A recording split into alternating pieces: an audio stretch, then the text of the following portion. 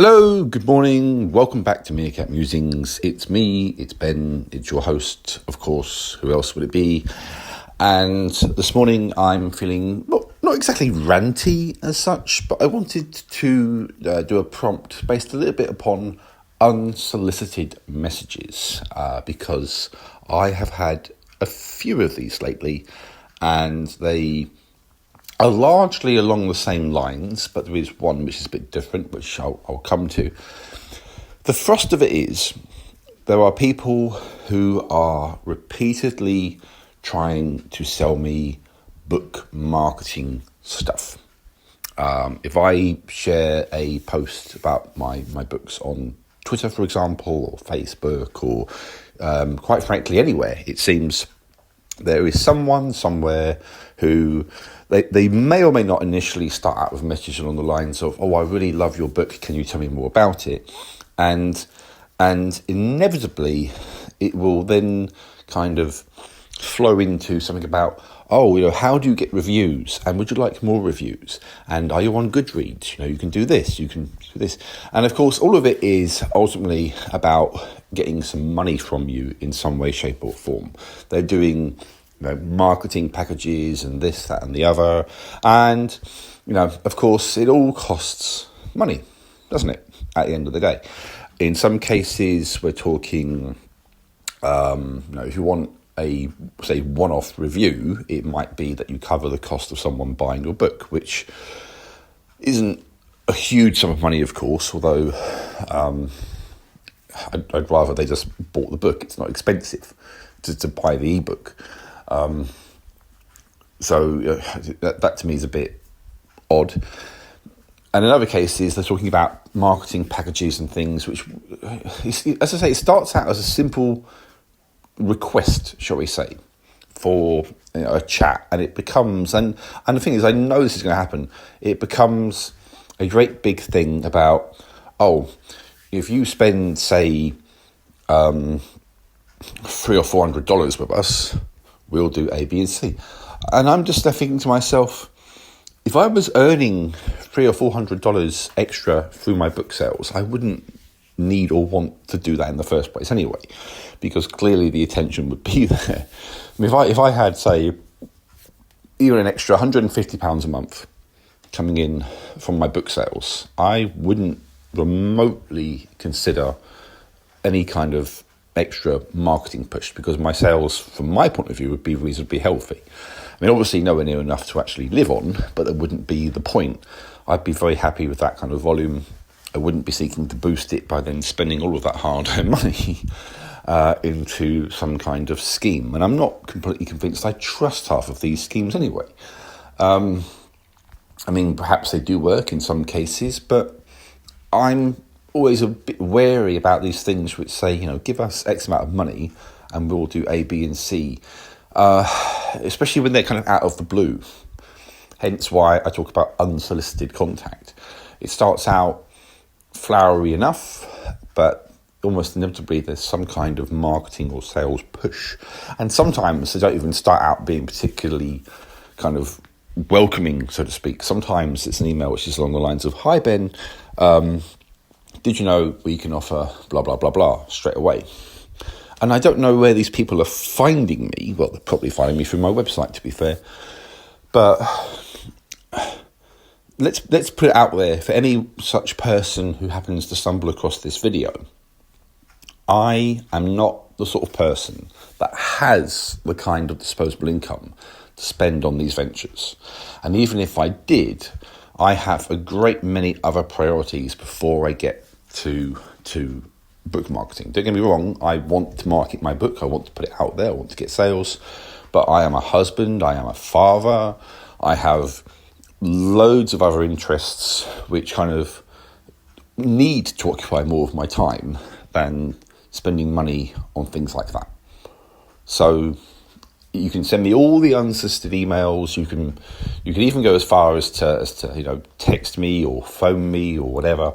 I'm not going to spend extra money on this. Okay, I don't have the money, and like I said, even if I did, I would have a load of other far more important priorities before I got to that stage. Don't get me wrong, I want my books to do well. I really do. But my first duty, if you like, is to my loved ones. And my book writing, as much as I would dearly love for it to become my full-time source of income and live off my royalties, it's not going to happen. I have a full-time job for a reason, and that's where, that's the lay of the land, so to speak. So, as I say, if you happen to click on this video and you're someone who does these, review, Goodreads, whatever things, take heed of what I have said, and don't waste your time or mine with an unsolicited message or comment on a Facebook post that's clearly going to gear up to, by the way, can you spend money with me doing A, B, and C? Because the answer would simply be no, and I'd rather not dance around the houses getting to that point. Let's just be clear, from the word go, I'm not doing anything like that. If you want to buy my book and review it off your own back, like I said, it's not expensive. It's your choice to buy it, to read it, to review it, to say whatever you want about it. You might hate it, fair enough. But I'm not doing this dance for reviews or for publicity. I'm just not doing it. This kind of brings me to the next unsolicited message, which was even more unusual by normal standards. It was via Twitter, which of course can always be slightly dodgy for this sort of thing. Someone messaged me, I don't know if I'd friended them on purpose or if I'd misclicked or what, but they messaged me and they asked if I had, if they were to give me $3,500, what would I do with it? Okay, a bit random. It was the very first message, no preamble, no hello, how are you? I can see we share interest A, B, and C. Just boom. If I gave you money, what would you spend it on? So, as I was feeling a bit kind of wary of this message, I simply answered with food. Because to be fair, I probably could quite easily spend $3,500 on food. Although what $3,500 actually translates to into pound notes, but still probably enough to get a few takeaways in, perhaps. But like I say, it was a slightly snarky answer because I wasn't sure where this was going. And the next thing I know, this guy's asking me if I had PayPal or some sort of Cash App. So, well, I sincerely doubt you're about to try and dump $3,500 into my bank account. So I'm not giving you that information in any way, shape or form. Thank you very much. And just said I don't use those apps.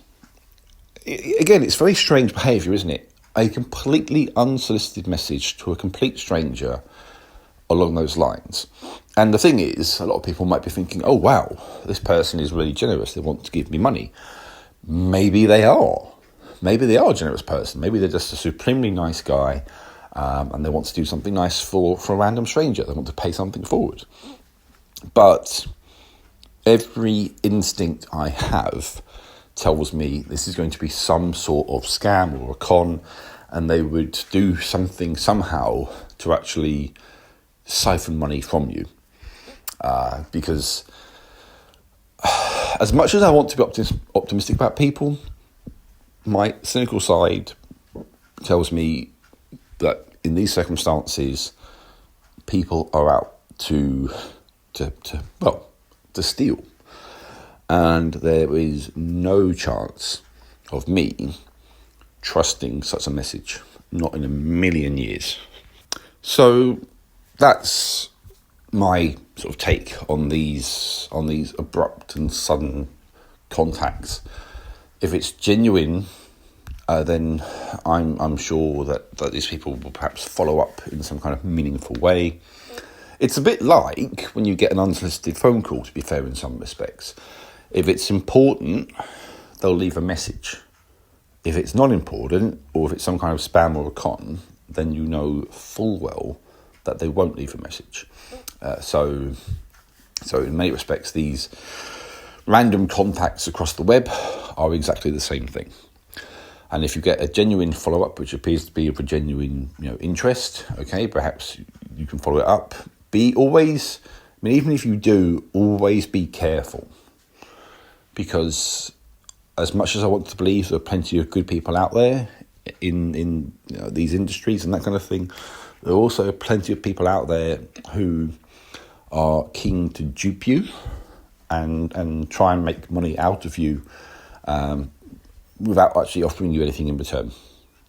So be mindful, be cautious, do some research. If this is tied to some kind of company, look into them, see if they're genuine. Contact the company independently to see if the contact you've received from them is genuine, because it could also be someone spoofing their emails or that kind of thing. And proceed very carefully before you part with your hard-earned money is the advice that I would pass along in these circumstances. So that's where I kind of live with the idea of unsolicited contact. It always gets my hackles up, especially because it's usually about, in some way, shape or form, and sometimes they go around the houses to get there, but it's always about trying to get money out of you. And so you need to be careful, cautious, and clever in how you handle your responses. That's it from me, guys. Take care.